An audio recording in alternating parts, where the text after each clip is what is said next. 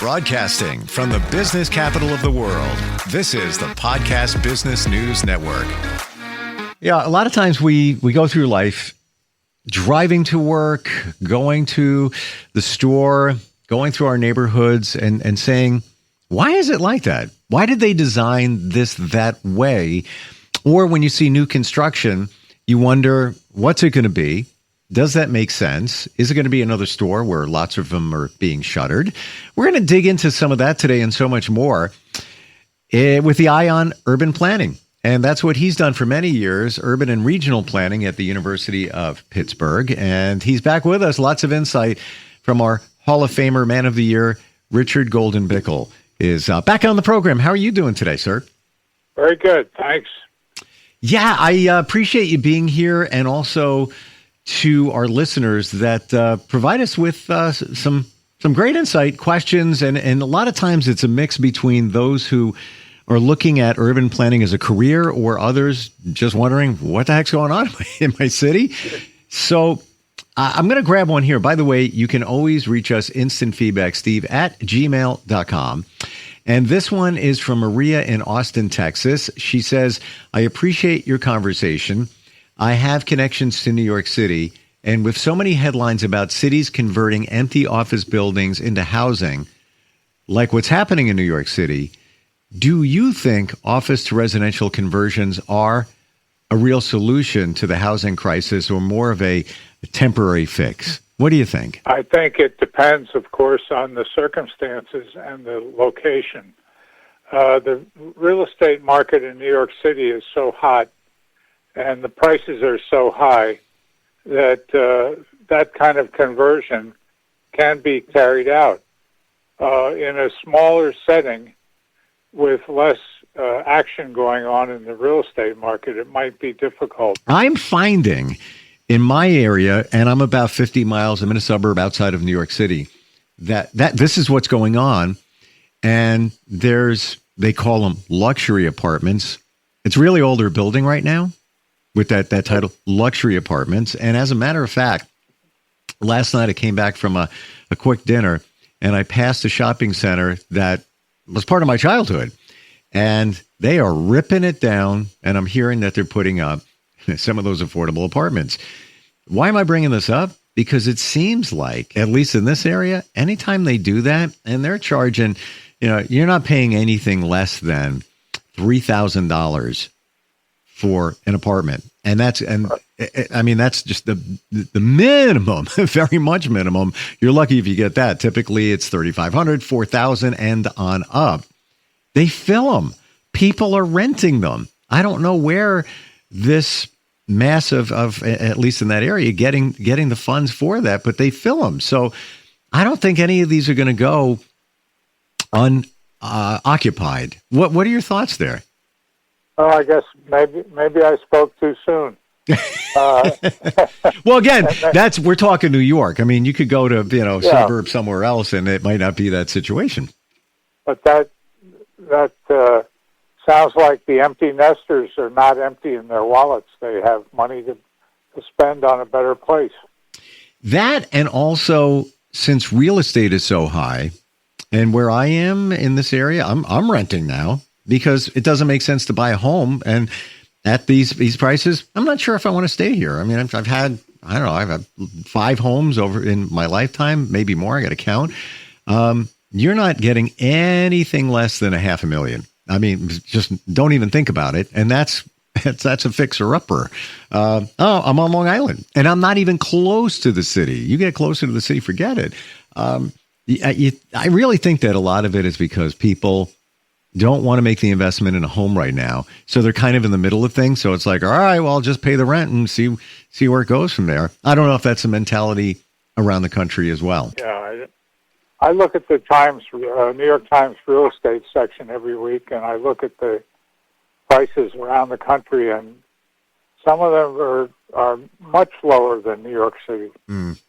Yeah, yep, which is another reason why I'm not sure if I want to stay around here.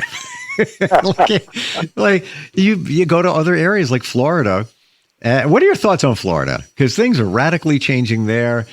Real estate is going down in price. Of course, you got to depend on where you go, because then you might be paying the difference in insurance, because that's gone up because of risk if you're near water and things like that. Any thoughts on Florida?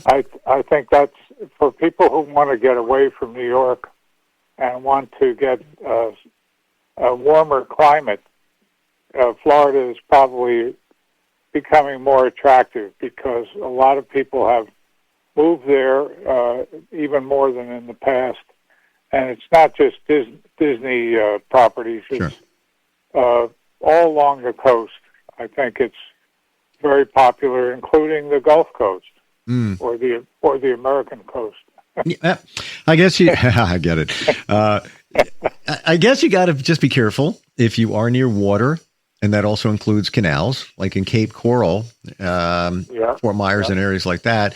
That could raise insurance, and certainly if you're in a complex, there could be homeowner fees that are jacked up.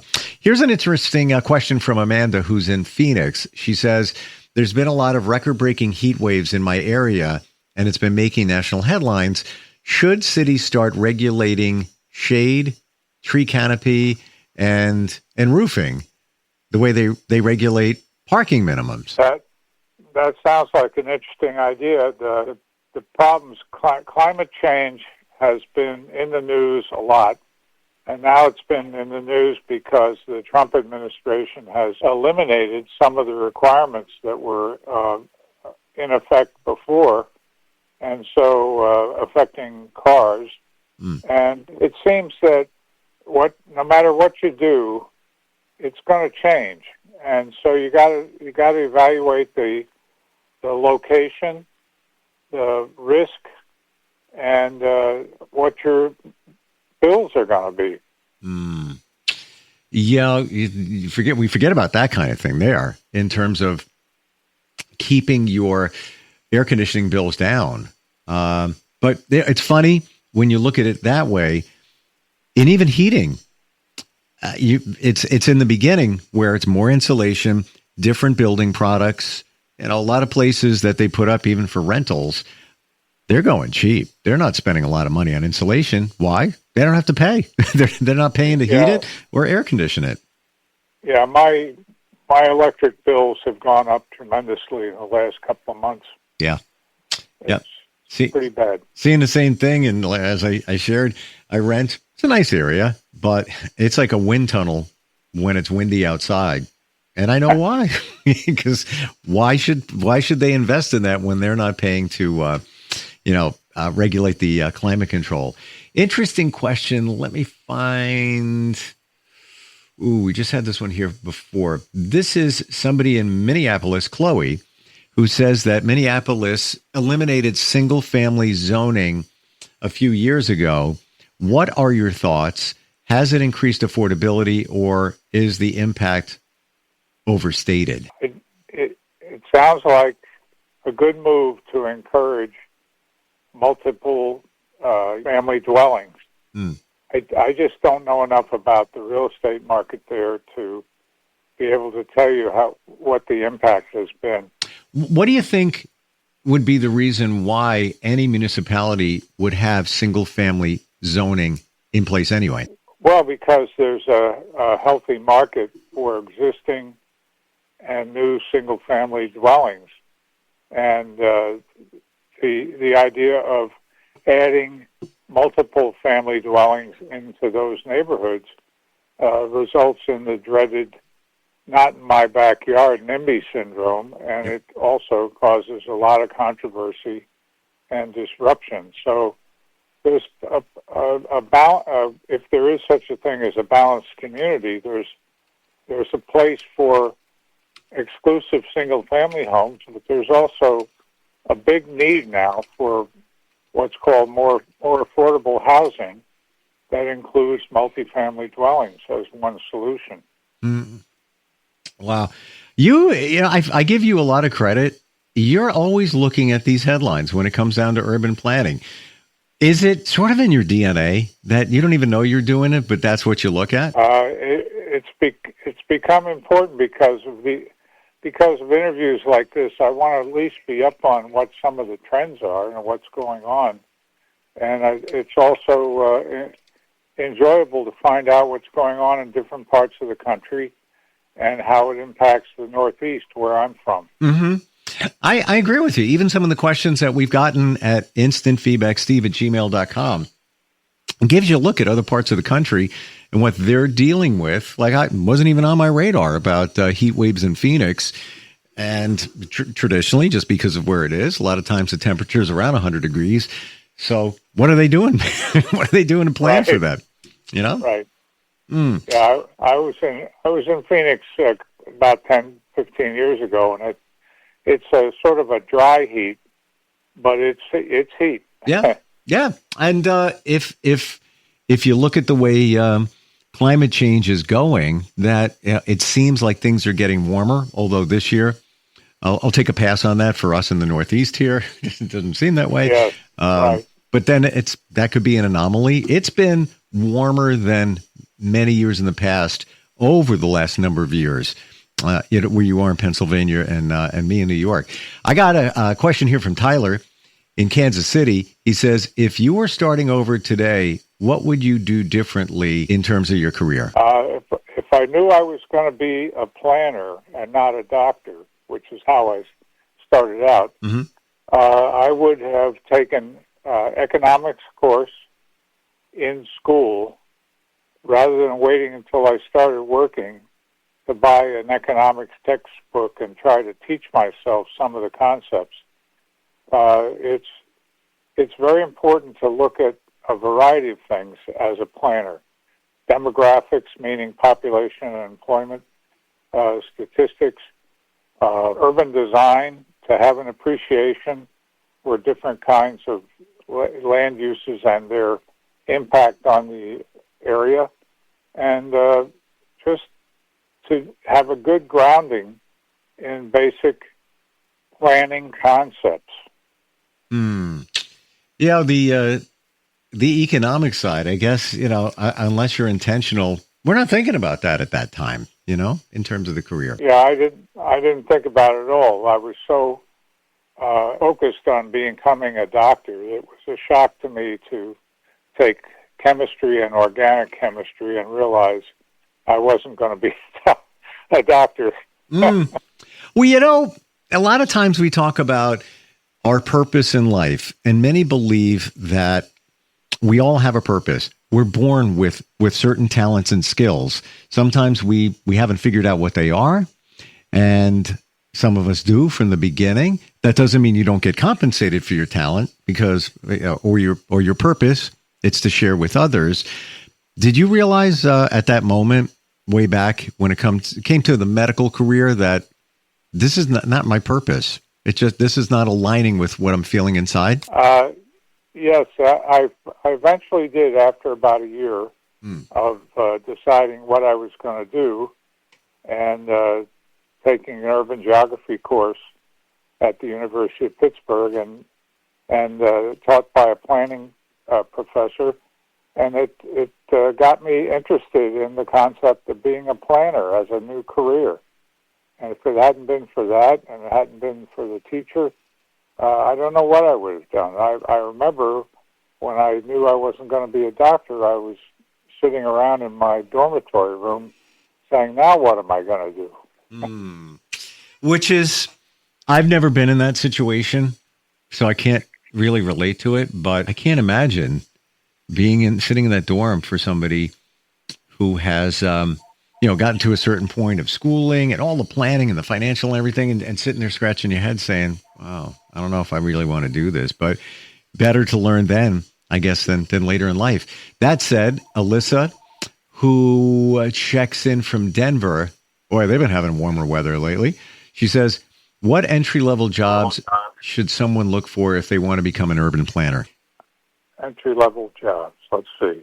Well, you could be an intern at a planning firm, and that'll be hands-on education to what goes on in a planning office and the different roles that people have.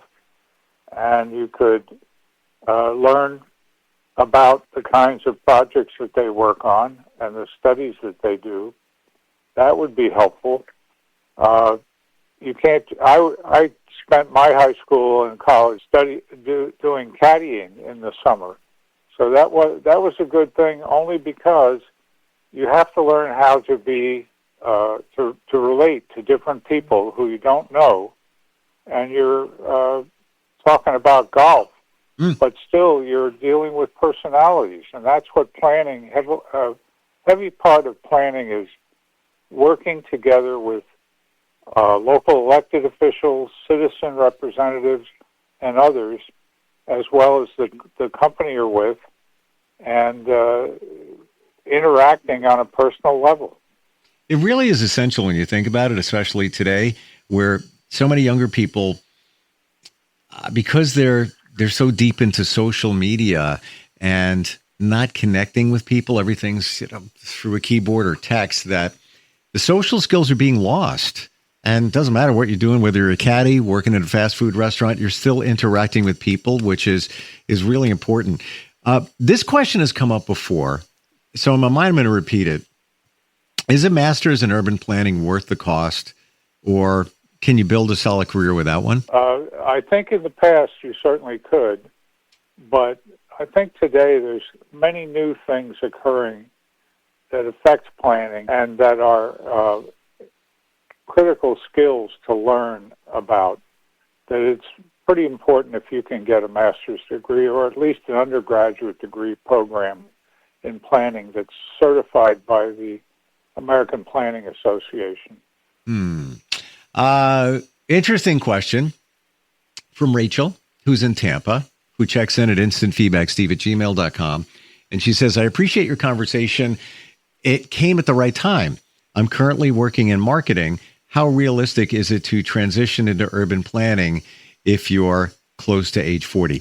I think that's still time to transition, and if you have skills in marketing, that's equally important for planning, because planners have to, quote unquote, sell their ideas, often to audiences that are not receptive to what they're trying to promote. And if you're in marketing, you probably have skills in taking the company information and making it understandable to the public or to your sales team. And that's the same thing that planners have to do when they talk about selling their plan. Interesting way you look at that, Richard. If somebody's in marketing, you're creating something, you have a vision. Again, you're being creative.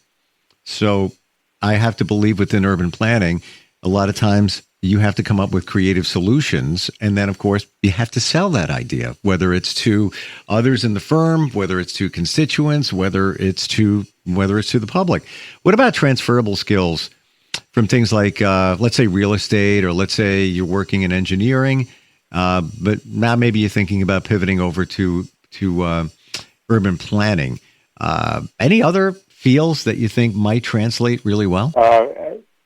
Landscape architecture, engineering, and real estate would all be helpful if you have that background. And that's all those are important. You can't just view planning as it's you're writing a book and that's all it is. You gotta incorporate the background of the region or the area. You've got to incorporate the market for real estate in the area, and the community character is very important. Is it a single-family area? Is it a small borough with mixed use? Or is it a suburban township with lots of single-family homes? And those kinds of factors influence the planning's approach and the recommendations that you're going to have to make and how they can be implemented. So, interesting question here. I have a friend who is looking at some career change. She is right around 50, And she finds that she wants instant gratification within her job.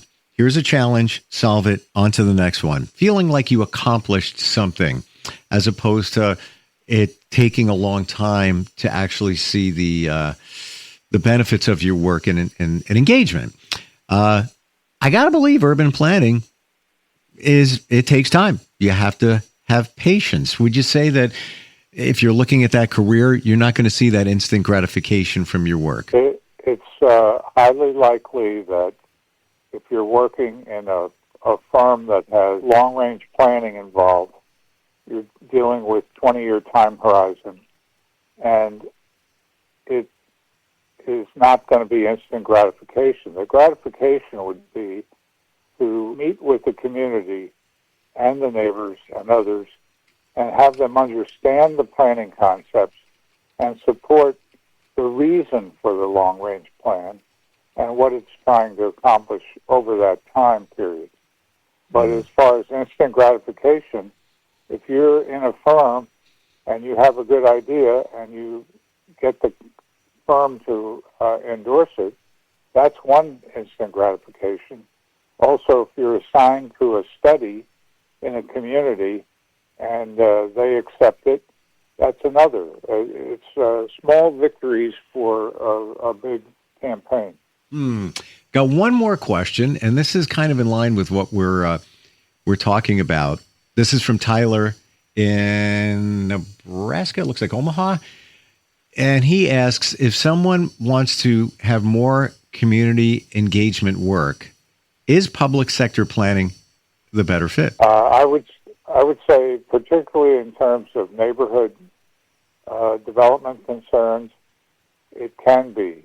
If you're in a city and they have a relatively large planning department, they also probably have a neighborhood program, and that can be more focused on social services and incorporating planning concepts into programs that benefit directly lower moderate income people. That's all very, very important. So unrelated, this is a question for me, not career connected, but because in the Northeast, more snow than usual this year, in areas that do get snow, do they take that into consideration within the planning? Because it looks like lately, like they don't know what to do with the snow. And I'm not talking about, down in Georgia where it's a surprise and the city shut down for 4 days because they're not used to getting snow. But Pittsburgh and New York and those areas, is there a conscious effort? And again, it only snows a few times a year. Is that part of the planning? Yes. If they have a public works department, you can be sure it's part of the planning because they've got to get those plows out on the road and through the neighborhoods. And this year, because we had a 9-inch snowfall, and that shut a lot of things down in the Philadelphia area.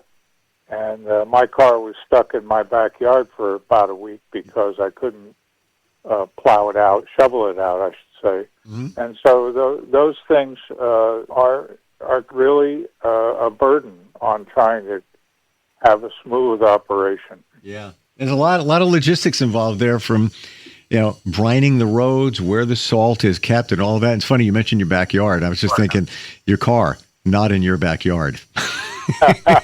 Little NIMBY reference there. Right. Always great talking with you, Richard. Appreciate all the insight. Thank you, everybody, for your emails. If you ever want to check in, instantfeedbacksteve@gmail.com. And once again, I appreciate it. We'll talk soon, okay? All right. Thanks. Thank you. Bye. We'll be right back. Broadcasting from the business capital of the world, this is the Podcast Business News Network. So you see, son, good manners are very, very important. Someday, many years from now, when you're a grown-up, you'll be a man. And when you are, you should be a gentleman. Do you want me to go through it one more time? Yes. Yes, please. Yes, please. Exactly. Always say please, thank you, you're welcome, and excuse me. Sit up straight, hold doors open for ladies. If a door's shut, then knock first. Don't burp, don't swear, don't speak with your mouth full, don't reach across people's plates, keep your elbows off the table. What table? And don't interrupt. While we're at it, don't stare, don't use foul language, don't call people names, but do remember people's names. Always share your toys, play nice, and cover your mouth when you cough or sneeze. On the bus, give up your seat to anyone who has trouble standing. Bottom line, treat others the way you'd like to be treated. Got it? Got it. And stop picking your nose. Most parenting is hard to do in just 2 minutes. But spending just 2 minutes twice a day making sure they brush their teeth is easier and could help save them from a lifetime of tooth pain. For fun 2-minute videos to watch while brushing, visit twomin2x.org. That's twomin2x.org. A message from the Partnership for Healthy Mouths, Healthy Lives, and the Ad Council.